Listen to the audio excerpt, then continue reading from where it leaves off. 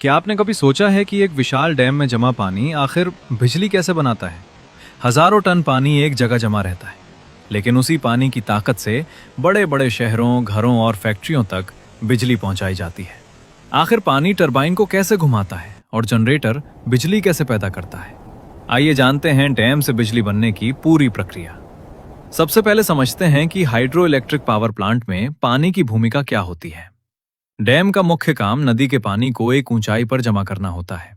Dam के पीछे बना जलाशय यानी रिजर्वॉयर बड़ी मात्रा में पानी को रोक कर रखता है। जब पानी ऊंचाई पर जमा होता है तो उसमें स्थितिज ऊर्जा यानी पोटेंशियल एनर्जी जमा हो जाती है। अब बिजली बनाने के लिए इस पानी को नियंत्रित तरीके से नीचे की तरफ भेजा जाता है।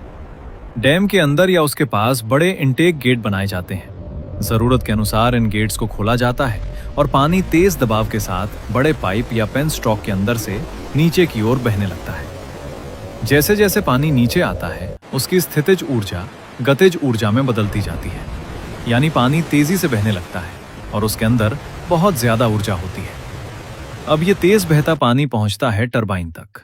टरबाइन एक ऐसी मशीन है जिसके अंदर कई घुमावदार ब्लेड या वेन्स होते हैं। जब तेज गति से पानी इन ब्लेड्स पर बल डालता है तो टरबाइन घूमने लगता है। इसे आप एक बड़े पानी के पहिए की तरह समझ सकते हैं, लेकिन यह साधारण पहिए से कहीं ज्यादा शक्तिशाली और इंजीनियरिंग के हिसाब से बहुत सटीक होता है। टरबाइन के साथ एक शाफ्ट जुड़ी होती है। जैसे ही टरबाइन घूमता है ये शाफ्ट भी बहुत तेज गति से घूमने लगती है।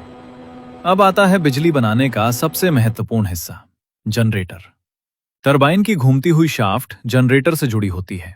जनरेटर के अंदर चुंबकीय क्षेत्र और कॉइल्स की मदद से मैकेनिकल एनर्जी को इलेक्ट्रिकल एनर्जी में बदला जाता है।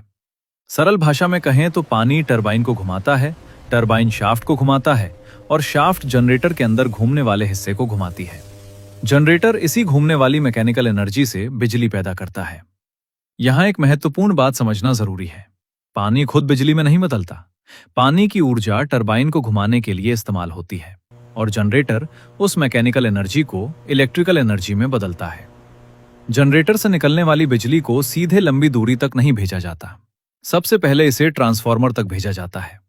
ट्रांसफार्मर बिजली का वोल्टेज बहुत अधिक बढ़ा सकता है।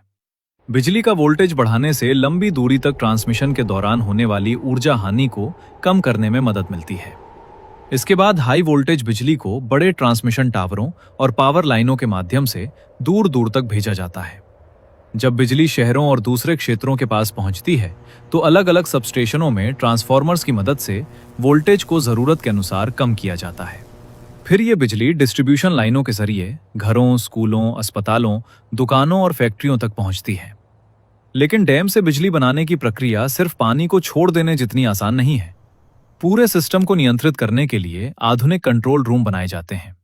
कंट्रोल रूम में इंजीनियर पानी का स्तर, पानी का फ्लो, टरबाइन की स्पीड, जनरेटर की स्थिति और बिजली उत्पादन जैसी कई चीजों पर नजर रखते हैं।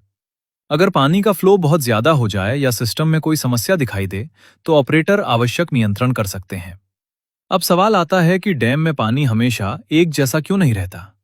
क्योंकि बिजली उत्पादन नदी में उपलब्ध पानी, मौसम और रिजर्वॉयर के वाटर लेवल पर निर्भर करता है। बारिश के मौसम में जलाशय में पानी बढ़ सकता है, जबकि लंबे समय तक बारिश न होने पर पानी का स्तर कम हो सकता है। इसीलिए बड़े हाइड्रो इलेक्ट्रिक प्रोजेक्ट्स में पानी का प्रबंधन बहुत महत्वपूर्ण होता है। डैम से बिजली बनाने का एक बड़ा फायदा यह है कि इसमें बिजली उत्पादन के लिए कोयले या पेट्रोलियम जैसे ईंधन को लगातार जलाने की जरूरत नहीं होती। पानी के प्रवाह का इस्तेमाल करके बिजली पैदा की जाती है।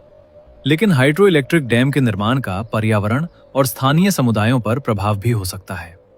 बड़े जलाशयों के लिए बहुत बड़ा क्षेत्र पानी में डूब सकता है और आसपास के प्राकृतिक इकोसिस्टम में बदलाव आ सकता है। इसलिए ऐसे प्रोजेक्ट्स की प्लानिंग में इंजीनियरिंग के साथ पर्यावरण और सामाजिक पहलुओं पर भी ध्यान देना जरूरी होता है। तो आइए एक बार पूरी प्रक्रिया को बहुत आसान तरीके से दोहराते हैं। डैम पानी को ऊंचाई पर जमा करता है। ऊंचाई पर जमा पानी में ऊर्जा होती है। नियंत्रित तरीके से पानी को नीचे भेजा जाता है। तेज बहता पानी टरबाइन को घुमाता है। टरबाइन जनरेटर को घुमाता है। जनरेटर मैकेनिकल एनर्जी को इलेक्ट्रिकल एनर्जी में बदलता है। फिर ट्रांसफार्मर वोल्टेज को बढ़ाता है और ट्रांसमिशन लाइनों के जरिए बिजली दूर दूर तक भेजी जाती है। आखिर में सबस्टेशनों और डिस्ट्रीब्यूशन लाइनों के माध्यम से यही बिजली हमारे घरों और फैक्ट्रियों तक पहुंचती है। यानी एक डैम के पीछे जमा शांत पानी से लेकर हमारे घर में जलने वाले बल्ब तक, इसके पीछे एक लंबी और शानदार इंजीनियरिंग प्रक्रिया काम करती है।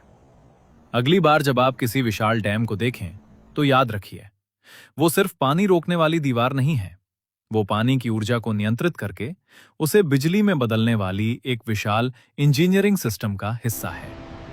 वीडियो को लाइक करें, शेयर करें और हमारे पेज फैक्ट स्पार्क को फॉलो करें। धन्यवाद।